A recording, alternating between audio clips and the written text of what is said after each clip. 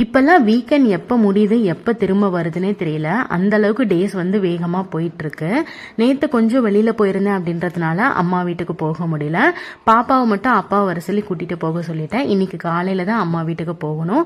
ஹஸ்பண்ட்க்கு மட்டும் சமைச்சு எடுத்து வச்சுட்டேன். நேற்று கொஞ்சம் ஆவாரம்பூ பொரிச்சிட்டு வந்திருந்தேன். அது அப்படியே நிழலில் காய வச்சு எடுத்து வச்சுட்டு அம்மா வீட்டுக்கு வந்ததும் பிரேக்ஃபாஸ்ட் சாப்பிட்டு அப்பா கொஞ்சம் வாட்டர்மெலன் வாங்கிட்டு வந்திருந்தாரு. அப்படியே அதையும் சாப்பிட்டுட்டு இருந்தேன். இன்னைக்கு மதியம் லஞ்சுக்கு சிம்பிளாக 1 pot ரைஸ் மாதிரி செஞ்சிடலான்னு சொல்லிட்டு தேங்காய் பால் சாதம் தான் செய்யலான் இருக்கேன். ஸோ அதுக்கு ஃபர்ஸ்ட் தேங்காய் பாலை அரைச்சி தனியாக எடுத்து வச்சுட்டேன். அப்படியே வெஜிடபிள்ஸ் எல்லாத்தையுமே தனியாக கட் பண்ணி எடுத்து வச்சுட்டேன். தேங்காய் பால் சாதத்துக்கு எப்பவும் போல் வெங்காயம் பச்சை மிளகாய் எல்லாமே தாளிச்சதுக்கப்புறம் நான் இன்னைக்கு வெஜிடபிள்ஸ்க்கு வந்து கேரட் பீன்ஸ் பட்டாணி 3மே சேர்த்துருக்கேன். எல்லாமே சேர்த்து வதக்கினதுக்கப்புறம் எப்பவும் போல் தேங்காய் பால் ஆட் பண்ணிவிட்டு ஃபைனலாக நான் இன்னைக்கு வந்து எக் ஆட் பண்ண போகிறேன். எக் சேர்த்து தேங்காய் பால் சாதம் செஞ்சோம்னா டேஸ்ட் வந்து கொஞ்சம் டிஃப்ரெண்ட்டாக இருக்கும். நீங்களும் ட்ரை பண்ணி பாருங்கள். அவ்வளோதான், இன்னைக்கு லஞ்சை சிம்பிளாக முடிச்சாச்சு. Bye friends.